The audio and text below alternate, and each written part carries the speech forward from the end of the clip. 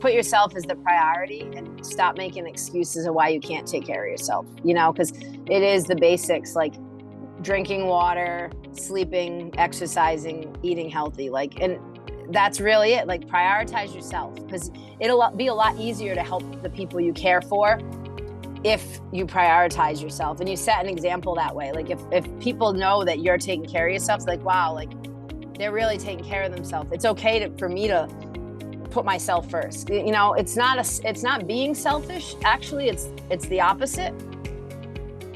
Hello and welcome. Kate Champion here. Today I'm delighted to welcome back to the show inspirational powerhouse Adriana Ferns. If you haven't listened to our first conversation, go check out episode 2, Talk About an Incredible Story. Adriana is a personal trainer, sports nutrition specialist, yoga instructor, author, and all-around amazing human. We start off with a bit about Adriana's background and again jump back to episode 2 for more about her. And then from there, it's pretty simple. We talk personal training, what they do, how a trainer can help, and what to expect if you're new to all this. Throughout the show, Adriana gives us lots of pro tips for hiring a trainer, and we discuss everything from ethics, boundaries, what to expect cost-wise, and she even gives us some great advice about contracts and what to do if things go wrong. And no surprise, Adriana wrapped it all up with some wise sage advice. Recently, I revamped my workout routine to include more weight and compound exercises, and I was considering hiring a trainer. This conversation gave me everything I need to know and more. And this show is all about inspiring and supporting you to live a longer, stronger, more intentional life. So I hope this episode gives you the boost you need to get and stay stronger. Also, you can now find this episode and more with a video and some fun shorts on YouTube. YouTube is a great place to subscribe, leave your comments, questions, and suggestions for future topics and guests. I do personally read and respond to everything. And finally, remember to check out the show notes for links, resources, and share the show with a loved one. Whether you're listening for the first time or a regular, please know I appreciate you, I support you, and I thank you so much for listening today. Okay, my friends, here's Adriana.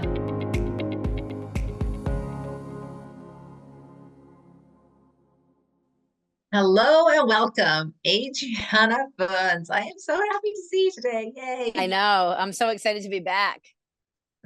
Yeah, so Adriana, if you haven't caught her episode, she was on episode 2, and honestly, it's one of the most downloaded episodes. I don't know if you know that, but wow, I love that.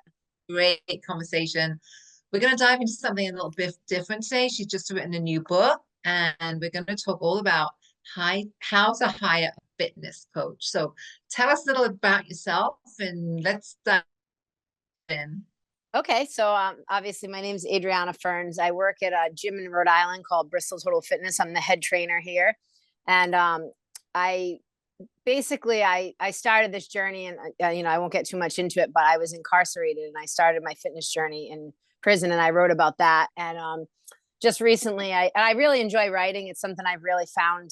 I could just sit down and do it. Like I always write about that. I have a lot of little, like, maybe I'll start a book and I just have, I start going on things. But this one that I just wrote recently was how to hire a personal trainer, because I find it's hard to navigate finding somebody to help you. And we can get into it, but I had an experience with my mom trying to hire one for her for Christmas.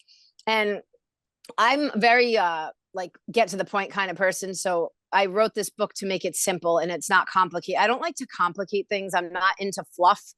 I like to get to the point. So when I write, that's kind of my personality. Like, if I'm going to teach you how to do something, we don't need to know every little nook and cranny. I don't need to make myself talk more than I already need to, So I find my writing is that too. It's very much like, here's what you need to know. Here's what you need to avoid. Here's what you need to look for. And it's basic, because I think when someone's trying to learn something, the more information you throw at them, the more they get lost. It's like if you were drowning and someone's throwing like all the floats at you to save you, and you don't know which one to pick, and you just end up drowning because you didn't pick a float. That's kind of the way I look at it. So funny. That's so funny. I love that. So I do have ADHD. So I also find that when people get to the point, it's a lot easier for me personally to learn. So I write based on how my experience is, most people, but I did find that my mom, she doesn't live near me. She lives a couple towns over, and the local gym there wasn't really like local. It's definitely a commercialized gym. So I said, for Christmas, I called up, I started her a membership, and I told her, find a trainer there and I'll pay for, whatever it was, a few months I was going to pay for, so she could get on and get used to having a trainer. And she called me in their office, hysterical. They're trying to make me sign this contract and I have to do all these things. And I'm like, this is ridiculous. And then they said they're going to charge your card. And I said, you better not. Cause I was like, no, there's no contracts. Like, we don't do that here. You can buy packages, but you're not locked into anything. They're, they don't expire. It's none of this. So I called there myself, and they weren't cool. Like, I didn't have a good experience. So I went down, I kind of stormed down there. I'm like, this is like really disgraceful. I'm a personal trainer. Like, not only do you have no professional courtesy, but my mother's upset. Now you like might have ruined it for her working with the trainer. And I am one. Yeah, yeah, yeah. So So that what kind of happened inspired me. So I there? made Okay. her quit that gym, and we ended up she ended up going to a Planet Fitness, which I'm not a fan of. They don't really have trainers, but so I started kind of training her there. But I was able to talk to a friend who trains it's actually a CrossFit gym in town, my mom's town. But they will train people. Like, you don't have to do CrossFit. They're personal trainers. So I got her with a trainer from there, and she loved him. And he was a nice guy. I had two to pick from, and I let her pick, and she picked him. And they were highly recommended from a friend of mine. So I took what she said into consideration, and she loved him. Like, she was like, and he was actually more expensive than I am here. And my mom, I paid for 3 sessions, and I was like, let's see if she likes him. And she's like, I'm going to train twice a week with him. So she did for Wow. a long time. Yeah. And then she like brought it down to one. And it was, thank God that she ended up, I paid for it. So I'm like, you have to go to this guy, when she picked him. And she really enjoyed it. But if it wasn't for me having experience in this industry, she might never work with a trainer again. Yeah, and that for me is the crime here, right? Because how old is your Right. mom? Like, how old is your mom? 73. Oh, wow. So she's 73. So I mean, let's 73, 53, 43, 63. Let's look like that whole age range. So there's maybe a woman a little bit later in life. So she's heard and she understands the importance of fitness and muscle health and lifting and loading and all the rest of it to keep us healthy and strong for a long time. And then your mom goes to the gym for the first time and she has a really, crappy experience. And that could have limited her from all this exercise that is so important. Yeah. So Well, and Kate, she does, even before this, she did go to a gym, but she's not a motive. But I'm definitely my father's daughter. She's not motivated to do it. Like, she'll get in grooves. She'll yeah, go for like a month and she quits and goes back. And, I'm always on her about strength training. And yeah. she's done really well. She was the first person who talked about bioidentical hormones. And we're talking like in 20, like even before 2010. She was the first person I ever knew on them. So I've always really I've looked at that into like my own life and like, this is something I'm going to do. Cause she is, for someone who wasn't lifting enough, everything's great. Her bone density, she looks fantastic. So I always say to her, imagine if you would just lift more weights, how great you Yeah, look, cause you're yeah, doing this already. Like, you went ahead and like took control of a situation that women really aren't aware of yet, back before no one knew about it. And now I said, imagine. So I'd push her to the gym. She'd quit. She'd go back. So she is the reason that I have a job, because people need trainers. Like, people like her who, they like it when they're there, but they're, you know what? I'd rather go get my hair done today. Like, and I'm yeah. sure you're of the same breed. Like, I said this to a client today. I said, before anything, food prep and Yeah. exercise are done. Before anything happens, before this one needs a ride, that one needs this, food prep and Love that. exercise, and I then love I deal with everyone else. I my love that. fitness comes first. And so I understand that. I don't need somebody to tell me, but because of just the way people are, I have a job and I love my job and I like to help people understand how it is. So, having a mother who's not motivated, obviously you can lead the horse to water, but I'm like, I'm going to get you somebody like me who, like, I trained her for a little while. She drove me nuts. She's like, I'm going to fire you. I'm not doing burpees. Like, we didn't have a good and she did fire me. So, it didn't work out that well. We were arguing on the floor half the time. I'm your mother. I'm like, not today, so it was too hard for me to do. So yeah, that's what inspired me to write the book, really, just seeing that her have that experience. And I'm like, someone like her might never go to a trainer again if they get pushed into a salesy position. Right. That's right. They're going to turn them off. Yeah. Turn them off the life, and what a missed opportunity, right? That's the really bad thing here, right? But thankfully she got into the gym. I loved what you were saying, right? So two things that kind of came to my mind, that what I call the essentials, right? You're going to get these essentials done, right? And it's food prep for you, and it's movement, exercise. Same for me, a little different, but 100%. Those are the essentials. Those are the non-negotiables. I get in, I get done, and it's so important. So as a trainer, because not everybody's like that, let's face it. I don't know what the percent, but not everybody is that. I think it's discipline, right? I think it's discipline. People talk a lot about motivation, but I think it's actually discipline, right? That these are actually non-negotiable, right? These are not optional, right? So how do you begin to kind of create that kind of mindset? Well, I think it's really prioritizing, like, what's important to you, like, long term, like all the things like people prioritize. Like, I have clients who are like, oh, this is my standing hair appointment. Like, you'll have a standing hair appointment, but what about your standing, like, so your hair, at the end of the day, it's great. Your hair is nice, but your hair is going to be nice if you eat right and take care of yourself. So, in my opinion, it's like, you really prioritize, like, you need a foundation.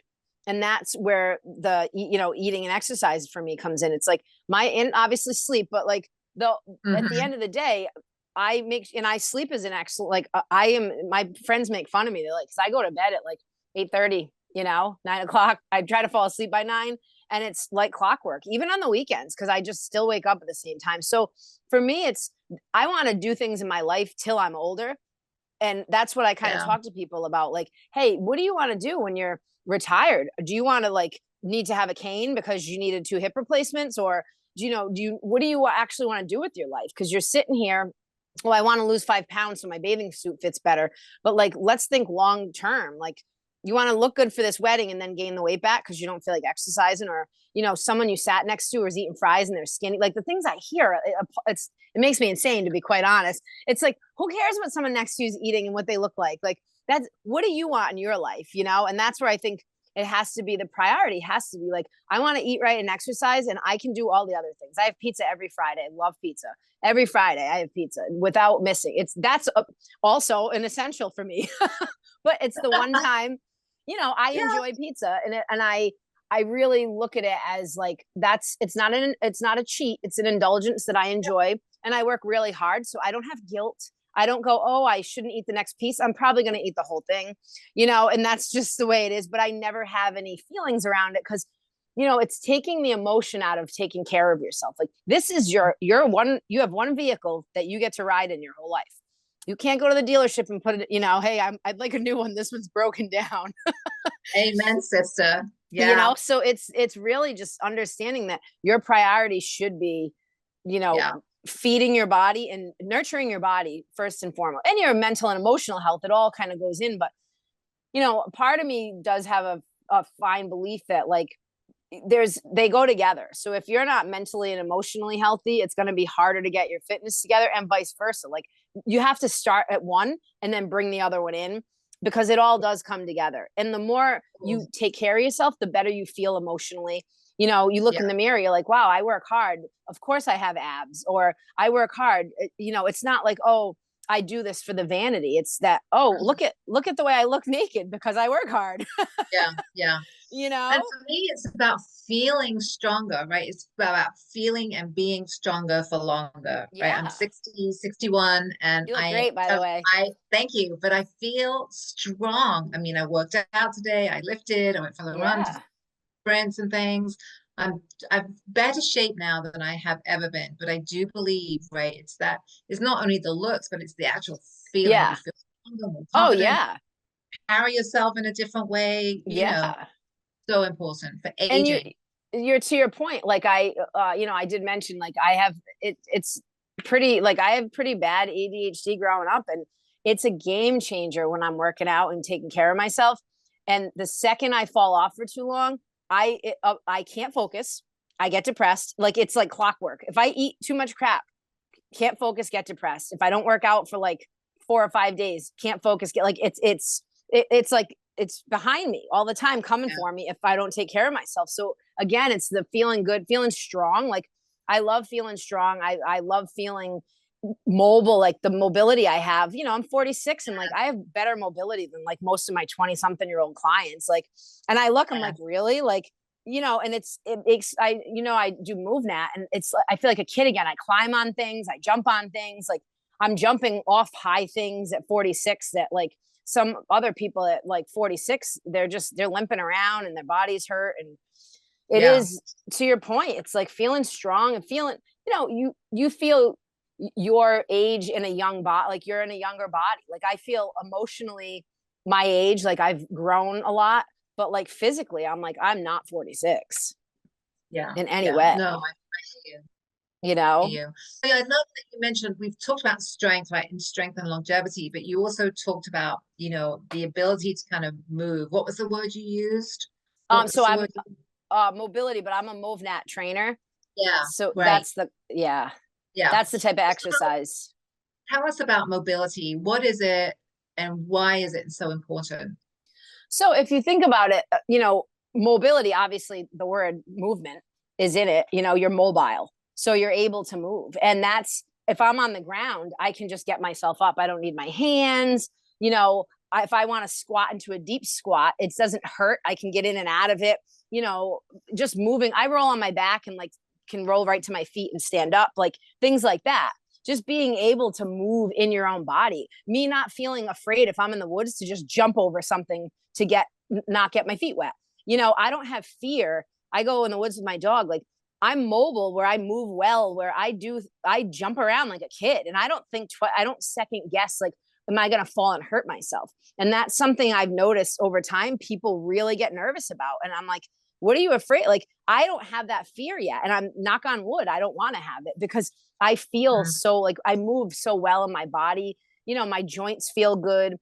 Granted, I have to warm up a lot more than I did when I was in my 20s, but at the end of the day, I take the time to do it, and it pays off, just feeling like you glide in your body. That's a good way to put it. Like I love that. everything feels like it glides, and it's Love that. smooth, Yeah. Yeah. So if you're talking about somebody maybe 60, 70 into their 80s, right? Why is mobility so important, right? So they can get up and down the stairs, so they can pick something up, so they Yeah. can I mean, get up out of a continue. chair. Yeah. I mean, I've definitely had clients in their 90s, and one of our exercises is them sitting up and down on the chair without using their hands. Like, so trying to like not lose that. And the thing with aging is you don't have to lose it, but you have to use it a lot more. So, I have people who weren't doing stuff who are doing stuff now, and they feel great. Like I have a gentleman, he's in his 60s, and he said he was going up like a rock wall in his yard, and he was trying to like do some yard work. And he said before he would have been afraid to like carry this, like whatever he was carrying, some kind of like bag of rocks on his shoulders. And he said, without even thinking, I had it on my shoulders and I stood right up on this tall wall because of the stuff we were doing. And that, first of all, it makes me feel awesome that his quality of life's better. But that's the kind of stuff, like, you don't want to not be able to do yard work because you feel afraid you're going to fall. And those are the things, the quality of life in general, just being at that age, like, or any age when you are aging, if you just keep doing the things, you won't lose the things. It's like, you stop doing the things and your body's going to stop real quick. I mean, Yeah. that's the unfortunate, the one downside of aging is if it goes a lot faster, but if you don't stop doing it, you're not going to lose it, you know? Yeah, that's right. So what about, so that's an example of somebody that's kind of been pretty active and they've kept working at it. But what if there's somebody that's coming in, again, somebody's coming in, they're, I don't know, Pretty green. 50, 55, 60, and they haven't done a lot. Can they build Oh muscle? yeah. Can they Oh get yeah. stronger? Can they learn to do some of this mobility Oh stuff? yeah. That's one of the foundations I start with people. I kind of screen them to see where they're at, regardless of age. And, they go through, what do you have for injuries, all that stuff, medical issues. But the mobility is where I usually start with someone on the ground. Mobility, I check out their stability, their core. Like I really start literally from the ground up. Like the foundations, I start people on the ground. And some people can't get on the ground if they're a little older and they have issues. I have a table that's about hip level in the personal training room. So, I will get people on their hands and knees. I really try to see where they're at and just get their hips moving, just basic mobile, like rotating their hips side to side, everything like that. So, we really want to get movement in the joints. So I start with that. And I usually give them a little bit of homework where you're going to do these mobility exercises every day now at home, because I give you 4 and that's not too hard. I basically hips, T-spine, like I try to really get their whole body as a whole moving, ankles, everything, wrists. Like I really try to just get the joints moving, because you'll find a lot of people, it's like this is one of the things I say to my older folks. I say, you're like a Porsche that's just been in the garage too long, and they get a kick out of it. And I'm like, your gears just need a little WD-40. We're just going to take you out on a road, we'll take you on a slow cruise and we'll get you back on the highway. Because at the end of the day, people who come to the trainer want to do better. That's why they're here, and they want to feel safe. And that's so to build up the mobility, stability, core, all of that's my first. And then we get into the strength. Because if you can't move, you shouldn't be carrying things around. You got to be able to pick your own body up essentially before I start handing you weights. Like if you're having a hard time doing certain movements, I don't want to load you up.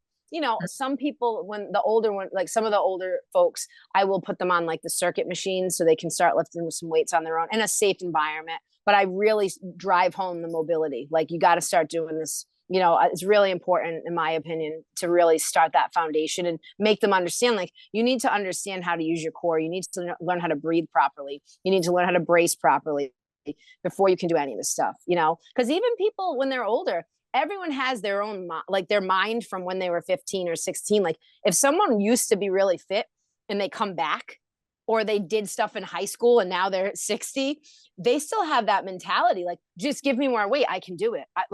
People are stubborn. So you really have to like teach them that we have to build this foundation strong before we do anything else. Cause some people are stubborn and they want to do too much too fast. So, it really, it is, the mobility to me is so important, because just being able to move well will help you be able to build proper strength. Cause you don't want to build strength on dysfunction. So what would an example of that be? What would that look like? Building strength dysfunction. What would that look like? So for instance, if I have somebody squatting and their squat form's terrible, their hips are super tight, their ankles are super tight, and then I just start grabbing all this weight. Like here's a 40-pound kettlebell. Now squat, even though your form is absolutely terrible. So like before you can squat with the weight, you're going to learn how to do it body weight. And before you even get to do that as much, we really have to get these joints moving. We got to get things going. So I think that's just teaching them proper form in their own bodies is where we need to go. Because if not, then if you have horrible form and then you start loading it, that's how you end up getting hurt. Because now you're loading dysfunction. You're just strengthening a bad pattern, basically. Yeah. No, that's a great point. So you've written this book. So give us some tips about, what does a trainer do? What can you expect? How we talked a little bit about how they can help, and talk about when you might need one, right? When in your life, it doesn't have to be even later in life. When is a trainer really helpful? I mean, again, going back to personality, if you just don't have motivation, regardless of age, you should get a trainer. If you're not motivated to get yourself exercising, motivation is a huge reason. Not being sure what to do in the gym. There was a doctor, of course I can't remember his name.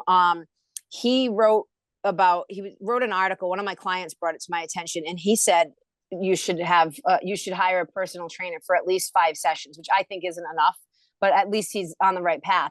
I think 10 sessions is a start, but to be quite honest, I think just 3 months, a couple times, if you can afford it. Obviously it can be pricey, but that kind of, and I say that in the book too, look at what you're spending your money on and see where you can pull back if this is important to you. So even if you can go once or twice a week for 3 months, it's a game changer. And I have clients I've had for 10 years. They enjoy their sessions. They like to change things up. It's a relationship. They look forward to, they might push themselves. I've been training this one gentleman since 2011 and, no, 2012. And he always says, he's like, I always think I'm doing great. And then I come to your session and you kill me because I push him harder than he'll push himself, and the good news is if a trainer knows you well, they can push you a lot harder. Because once the trainer gets to know you, they know where your limits are.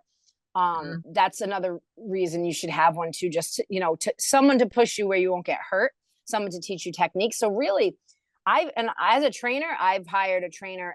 I had back surgery back in the pandemic, and I hired a trainer who was Stuart McGill certified, who's a big, well-known back doctor. So he was one of 9 trainers certified in the country under this doctor to work on people with their back. So I hired him to help me back as a trainer. I hired one when my dad passed away at a CrossFit gym just to push me because I was depressed, and I would go on the elliptical and do like basic stuff. Like I did my like routine workout as far as showing up, but I wouldn't push myself. I was too depressed. I'd get on, and I'm not an elliptical rider. Like I would just do whatever. I'm like, I'll just get on a machine and mosey. So I'm doing something because I had no motivation when I lost my dad.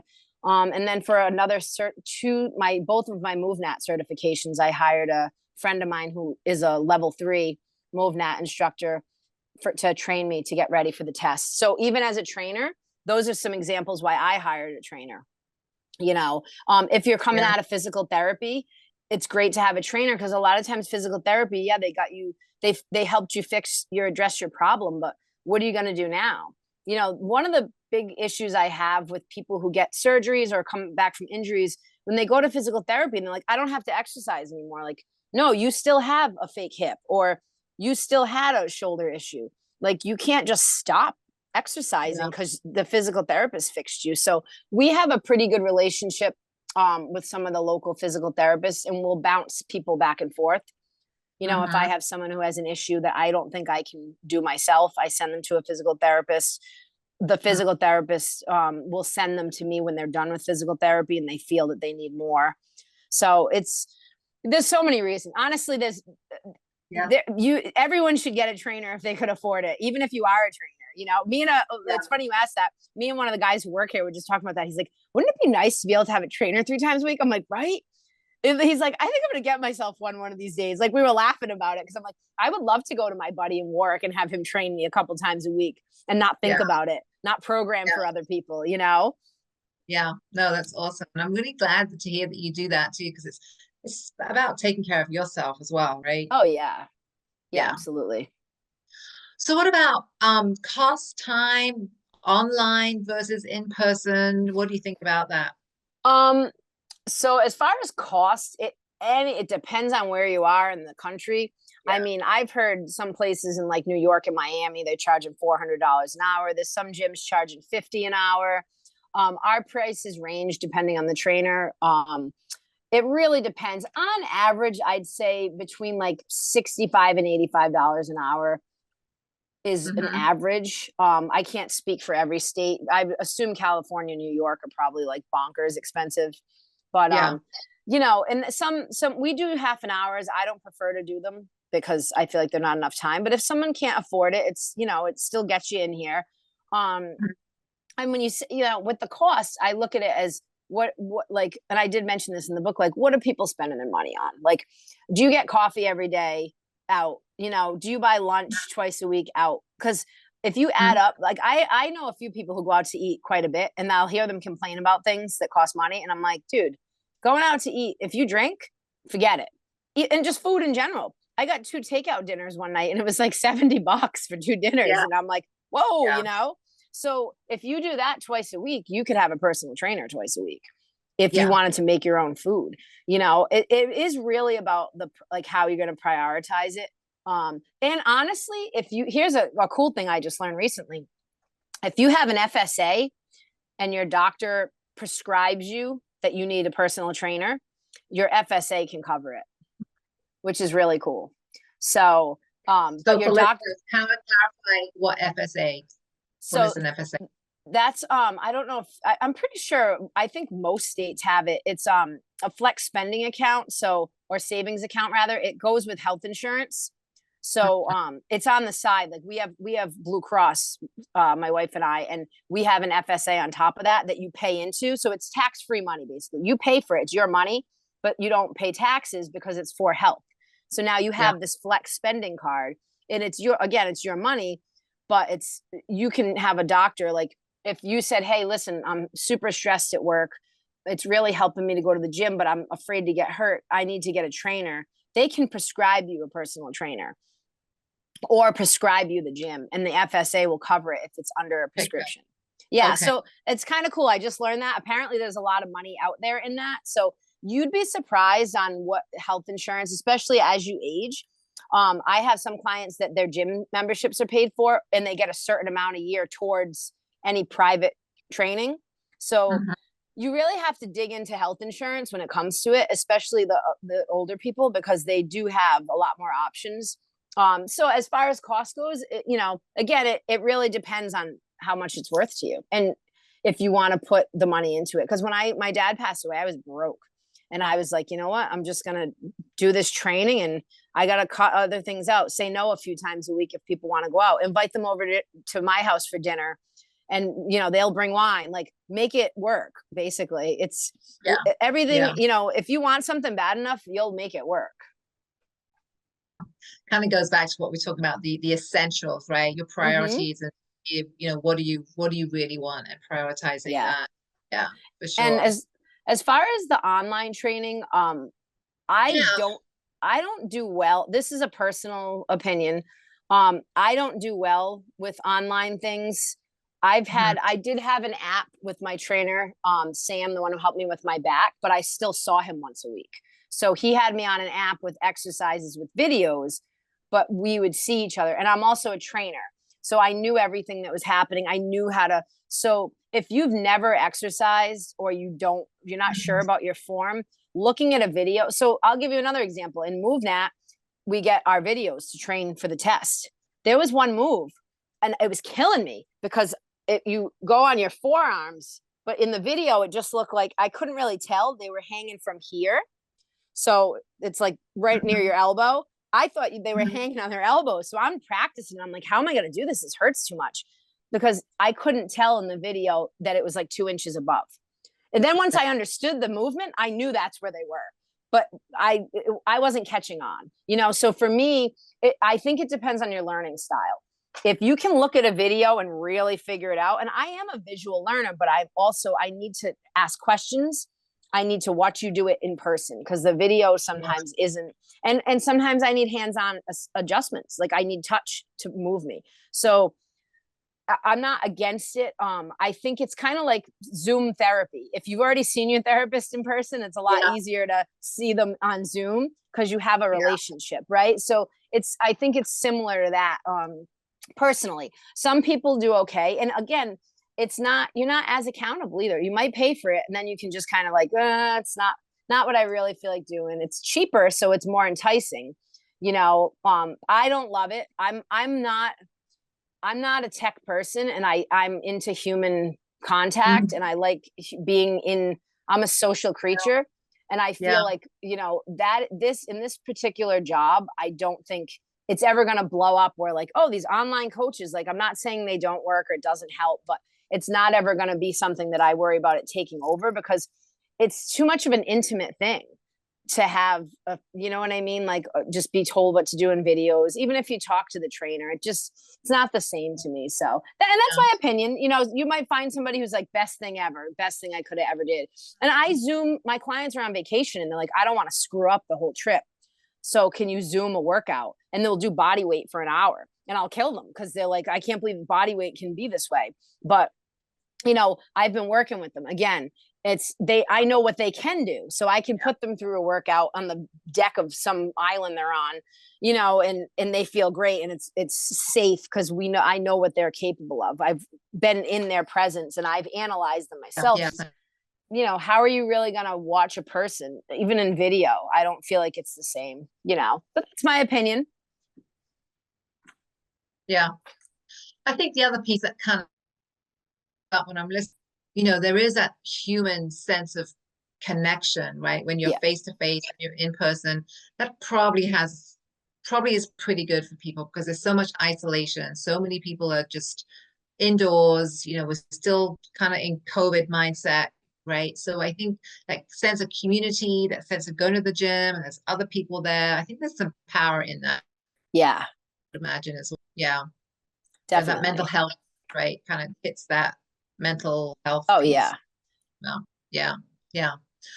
All right. So I'm going to ask you, right? So for listeners, right, that maybe haven't looked at a trainer, been thinking about a trainer, what do they need to do? Give them some tips and strategies, kind of walk them through the process. What should they be looking for, thinking about?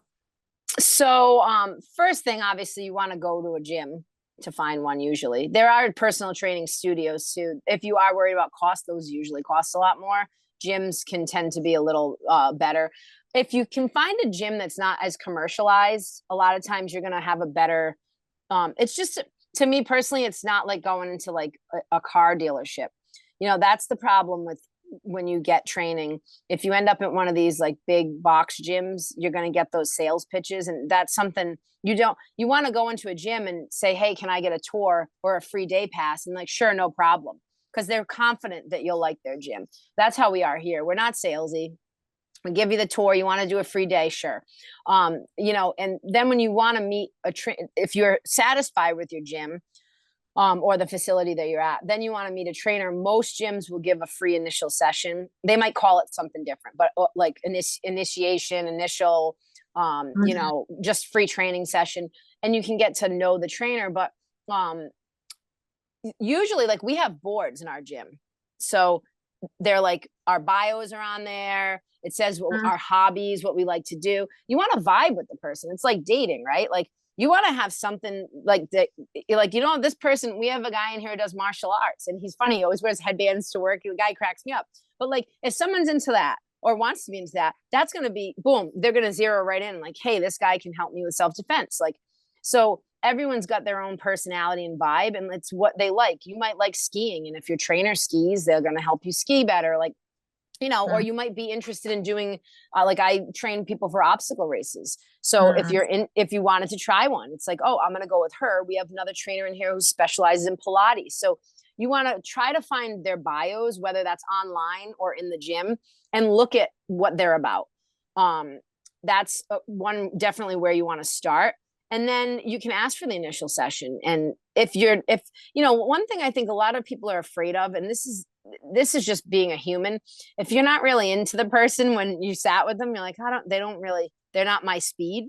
You can ask the front desk or reach out to a different trainer. Hey, you know what? I like them. They're a great person, but I just feel like so-and-so might be more my speed. Because sometimes you see their bio and you think they're great. And when you sit down, your personalities, you can usually, I'm pretty good. I've also been doing this a long time. So maybe I'm like, I just forget how hard it is sometimes. But when someone sits in my office, I can usually tell if I'm going to vibe with them or not. Yeah. And there's been times I'm like, sorry, my schedule is full. They're like, but you said. I'm like, yeah, I'm looking at it now. It's not going to work, because I know, just based on even sometimes their mannerisms or like how they already know everything.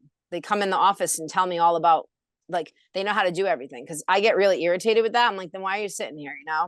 So it's a vibe. You'll get the vibe. It's like dating. And you really want to feel that, like, that person's fun. Like, you want to feel comfortable, because most people when I needed help with the trainer, I was vulnerable in all three situations. So when people are coming to a trainer, they're asking for help. They're vulnerable. So the trainer, a good trainer, would know that, and they're going to know how to make you comfortable. A lot of times people just start spilling their guts. I'm like, I guess I'm making everyone comfortable, because I'm like, wow, we learned a lot in this first hour. because if you do have that energy where people feel comfortable, and I'll tell stories. Sometimes people who are overweight, that, I read body language a lot of like the hand, they're in the chair, like all hugged up and tight. I can tell they're uncomfortable. I'll tell a story like, hey, I gained a bunch of weight once. I don't get too much into it, but my knees hurt. I get it. Like things happened, and I don't eat salad all day. I have indulgences. I'm human. They're like, oh, really? Like you got to disarm the people. So you want to look for that too, like someone who is making you comfortable and disarming you and helping you understand that you're here to basically grow stronger, and they're going to help you. So you want to have that kind of rapport off the bat. And if the person's just like salesy and like you want to get the hell out of there. Great advice. So, yeah, that's great advice. Right. So I'm hearing, check out the gym, make sure you're comfortable with the gym, then check out the trainer, and make sure you vibe, right? Do that kind of free session. But even before that, make sure there's a kind of connection. Look at their bio. I mean, that's going to help a lot, because most bios aren't just like, oh, this is my education. Like our bio, like we put like a favorite food we make. We have all kinds of quirky things up there. So it's fun. It's like, oh, I'm going to pick this person because they look fun. Or we have pictures of ourselves doing different things on there. Also, I did write this in the book, look for testimonials from clients. Great. Yeah, we have one at the gym. We have usually one on the wall with us. Like each trainer has one testimonial on there. I put a bunch in the book, but it is helpful because then you can kind of see what other people are saying about the trainer. Yeah, I like that. And also one thing, I don't love social media. I say it all the time, but a lot of people have found me on social media. So sometimes people will do like their town's group, like who's a good trainer in town. And if like 5 people say the same name, that's a good sign. Yeah. If like, because that will usually happen. Like in our town, there's a handful of really good trainers in this town, different gyms too. Like there's one guy down the street, we're buddies. Like he's an awesome trainer. Like if someone's going to that gym, I would recommend him. Like, so if someone's on social media asking who's a good trainer on the form of like the town, that's a great way to find out too. Cause it's like, oh, this person, especially if you know the person who responded and you know what they're like, word of mouth is, as much as in more of a technology age, like there's a lot of things I'm very old school about. And like word of mouth to me it's never going to change. Yeah. With all the AI and all the craziness we're going to have, like word of mouth, someone else's experience is going to that's going to set me up better than like 5 stars that some stranger wrote, Yeah. Oh, I love that. Very wise. Very wise. So we've got the gym, we found a trainer, we checked out his or her reviews and testimonies, and then we show up for the first session. What can we expect? So if you did your initial already, usually they're going to chat with you and ask you medical questions. Do you have any injuries, things like that. So that would be in the initial session. You want them to definitely inquire about you. A good trainer will ask you your goals, what you want to get out of it, what you're looking to do, your experience in the gym. So they're really it's kind of like they're interviewing you. So you want a trainer who's diving into who you are. That way they can understand you. It depends on the trainer. I basically make people keep food journals, almost everyone. Not everyone does. Some people don't want to, and I don't pressure them. But it's better to have that if you need, again, and that's really for the client. So they're like, oh, maybe I don't eat as good as I thought, because it's more about their accountability. So that, and then you want to get a physical assessment. Like they might check, like, as we talked about earlier, mobility. I just like to do like a pretty quick screen in the beginning. And then when I really start working with them, I start diving deep, especially with injuries. One of the things I find is people will tell you they have an old injury way later, like 3 sessions in, after I've already like asked, are you hurt? Do you have anything going on? What is going on in your body? Everything's fantastic. I had a broken ankle and that's it. And that's fine. We're doing something like, man, this knee really hurts. I got in a car accident like 5 years ago and I slammed it. I'm like, so that's also an injury, and sometimes that doesn't come up right away. So you want a trainer to really dig in and find out what's going on with you. So that's something you should look for, and definitely some kind of physical assessment. What you don't want to look for is if I just got you in here, Kate, and you're like, yeah, I run. And I'm like, all right, well, we're going to do all the burpees. I'm going to have you throwing balls, box jumping, just some chaotic, crazy circuit workout where I haven't even trained you yet. I don't know what's going on with you, because that's dangerous. A boot camp style workout's fantastic for someone who can do it. If you show up to a boot camp, you know what you're getting into. But if you show up for a training session, you're looking for safety. So those workouts are great if you know the person, or you've put them, like I have a what I call a burner, and it's like a circuit style workout. And my clients who get them, I've worked with long enough, and even their first one, if I know their background, their history, this person was in CrossFit, they can handle it. This person's been an ultra marathon runner and all these other things they're doing, they can handle it.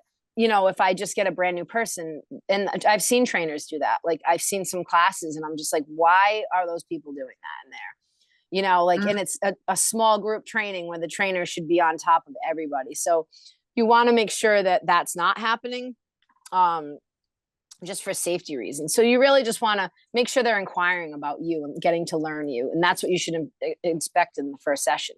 Really just them understanding you and your body and what your needs are and your goals. Yeah, I like they should be asking a lot of questions, Yeah. kind of a lot of open-ended questions, getting a good sense of your background and injuries and what your goals are and hopes, right? What do you want? Yeah. What do you hope to get out of this time? Right. Okay, cool. What else? Anything else?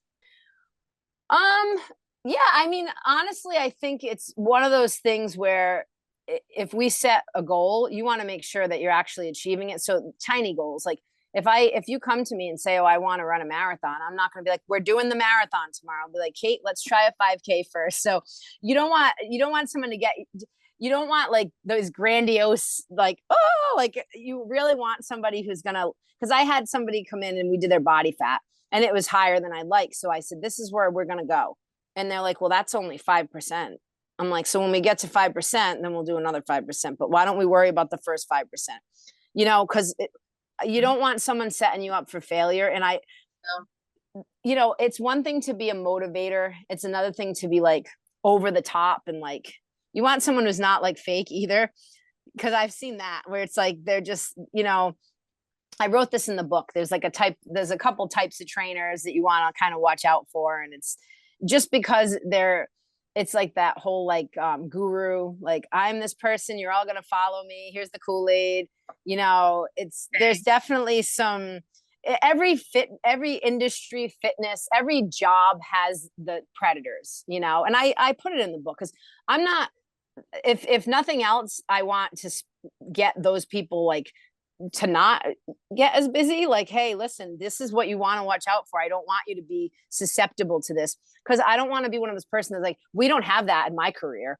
Like every job has a predator. It's if you think that's not true, you're just really not right. Like, that's a great point. So you're vulnerable. So I want people to be aware, like you're going into this vulnerable. So there are people who are looking for vulnerable people, the narcissists, all this, they're looking for the vulnerable people to come to them for help for whatever reason, and that's something I wrote in the book because I want people to be aware of it. So again, to piggyback on my mom having just a regular bad experience, the last thing I want is someone to have a bad experience, because I love what I do. I love helping people, and I want to share that experience and have people come out of having a trainer with a positive outcome, and not go in and be like, oh my God, this guy or girl was like X, Y, and Z, and I'm never going to get a trainer again, because I call that dog bite syndrome. Like you have one bad experience, you're never going to pet a dog again. Like it's basically, but to avoid it, is not, the knowledge is there to avoid it. So, hey, I called the chapter, I think it's chapter 6, the skis, and it's like that kind of trainer you don't want. So there's definitely that. And I wanted people to be aware of that, because every career has one. So yeah, I think just really looking for somebody who's going to go match with you, and someone and you enjoy spending the time with. Like I have some clients, like it's like I'm hanging out with them, we have a blast, we laugh, like, I keep them distracted while I'm putting them through some of the misery, and it's, Yeah, I mean, it's really a relationship, isn't it? I mean, it's like It's part of your team. It's like really part of your Yeah. healthcare team. I Yeah. mean, I spend some like more time with some of my clients than I do with friends I've had for years. Like I have some clients 3 hours a week and I spend an intimate hour with them. We're together, me and them. Yeah. I don't spend like, I mean, I spend probably 3 hours a week with my wife, but not in that like Yeah. consistent, like we're always coming and going, two ships in the night. Maybe we have that time in the weekends, but she's going to pickleball, I'm going here, we're not together. So you're actually with some of these people longer than some of your loved ones sometimes. Yeah. So you have to, and there's boundaries too. Like I did write in that in the book. Like there's sometimes people, you can't do certain things for them, whether that be they're going through something that you're not qualified to help. And, you need to tell them, look, you might need to see a therapist. There's certain things I can't do. I have people with certain things going on in their bodies, injuries that I don't know how to fix them. I'm not a physical therapist. I'm not a doctor. I'm pretty well-rounded. I've had a lot of injuries that I've worked through myself. So as a trainer, I'm pretty good with injuries, but that's not my profession. So I absolutely will send somebody to a physical therapist or a doctor when I can't help them, because I don't want them to get hurt worse. And, what I think might be helping something could make it worse. So you have to put your ego at the door, and it's not my job to fix you. It's my job to help you be stronger. And since I can't fix you, I'm going to send you to a PT, and that is if I can't help them. Because a lot of times I have some clients who are comfortable with me and like, I don't want to go to PT. And I'm like, all right, well, like, let's see what's going on. Get a diagnosis. And then I'll see if I can work with it. And some of them are like, I have this. I'm like, you're going to PT. And other people, it's stuff I've done to myself. I've sprained my ankle a lot. So you come in with a sprained ankle, I can help you. It's especially if it's just not even like a bad sprain, like grade 2, grade 3, like we can work on it. But at the end of the day, there's a lot of things I can't do. So it's the trainers need to have good boundaries when it comes to stuff like that too, because these people are your friends and you're getting comfortable with them, but you also need to make sure that you take care of yourself too. And I shut my phone off at 6 o'clock every night, so I don't have people bothering me about anything. So another thing when you're looking for the trainer is when you're beginning to work with someone, just be watching out for those boundaries, right? Are they crossing boundaries? Are they, is it, Yeah. You want to make sure the trainer is not crossing them. Absolutely. And you want to make sure the trainer's not letting you cross them either, Sure. Yeah. So it does go both ways, because there's definitely been times like I had a older guy and he was super inappropriate and I had to like put the kibosh on, and I was like, dude, listen, it's not 1960, bro. Like, did you hear the Me Too movement? Like, you can't talk to me like that. And he's like, well, I didn't mean anything by it. I'm like, you did, because you said it. And he got like real, oh shit. Like, and that was it. He respected the boundary, because I bit him, I was like, this isn't what's happening here. So you want your trainer to be that way too. So the person, you can respect the guy respected me a hell of a lot more after that. And he was like, shit, I overstepped my boundary and this trainer put me in my place. And I said, if you want to continue to work with me, you're not going to behave that way. So I think that's a respectable thing to have come back at you. So, because it is one of those things, it is a relationship. And I think that's the craziest thing about this is people tell you a lot of stuff. Like, you want a trainer who's not going to be like, putting you down or anything. It's just a positive experience all around. Yeah. No, I like that. So is there anything, before I ask you the stage advice, is there anything else you want to share about the book or about training or about, anything else you want to share? I think the book, as far as the book goes, I think it's great if you're looking. Like, I really think, not just because it's my book and I'm like, hey, you should get my book. I really did write it with the intention of like letting people understand what trainers actually do. So it's a quick read, and I made it that way for that reason. But it's also something you could gift somebody who maybe isn't like in great shape, but you're not like, hey, you should be like, you know what? I read this book. If you're ever thinking about grabbing a trainer, like, it's something you can really help kind of inch people along into it. Cause I don't think, unless someone's actually knows what a personal trainer does, maybe they don't understand. And I could have a trainer, Kate, and go, Kate, trainers are great. I did X, Y, and Z. And you're like, yeah, whatever, dude. Like, I don't really know what they do. They just count. Yeah. And just to be clear, most of us don't count. Yeah. No, I hear you. I love that. Yeah. So So that share is again. What's the title of the book? Give us the title of the book how to again. find a personal trainer. Okay, and I will put obviously a link in the show notes to Yep. that. I'm And assuming it it's just available. it's available on Kindle right now, and it'll be available on Monday on Amazon and paperback. Very cool. Very Yep. cool. So, final question, right? If you had some sage advice to share with listeners about living intentionally, what would it be?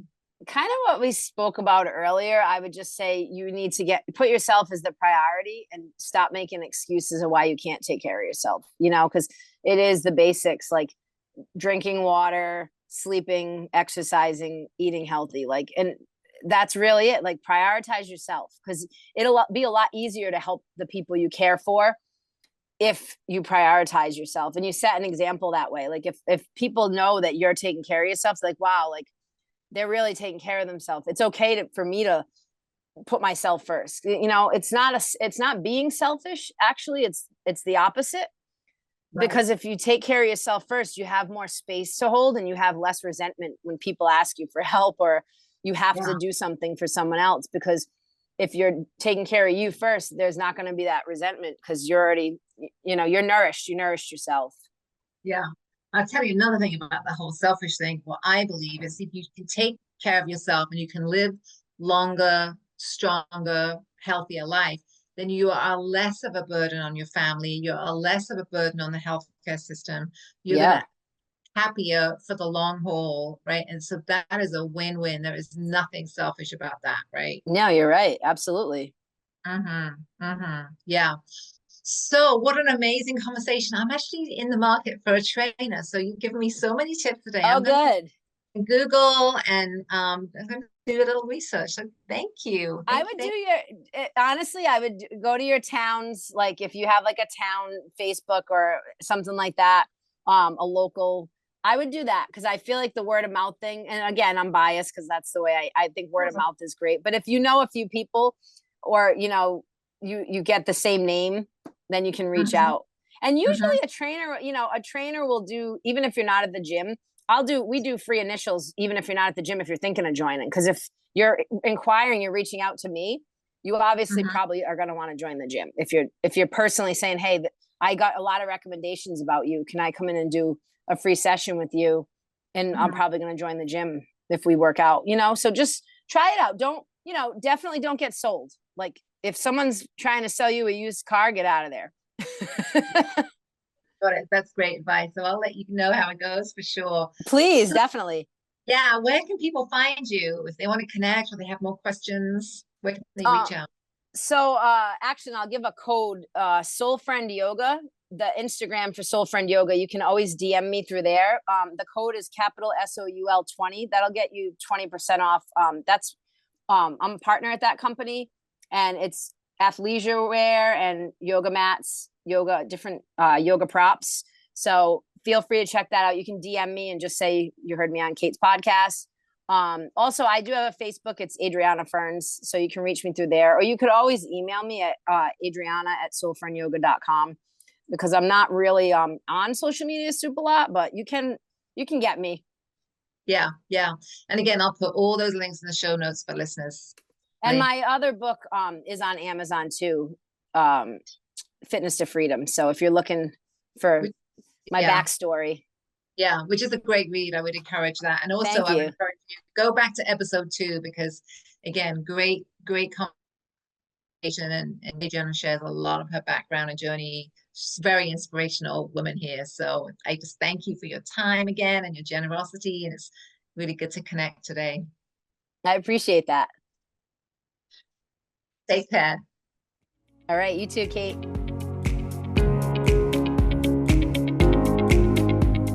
Thank you so much for listening today. I really appreciate you and your time. Remember that I do love to hear from listeners, so connect with me at katechampionauthor.com. Grab your free hiking guide, share your favorite episode with a friend, and subscribe to the show. Until next time.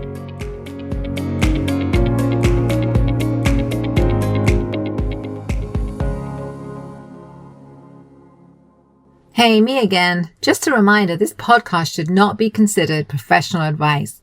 It's also not a substitute for mental, physical, or any other healthcare related treatment.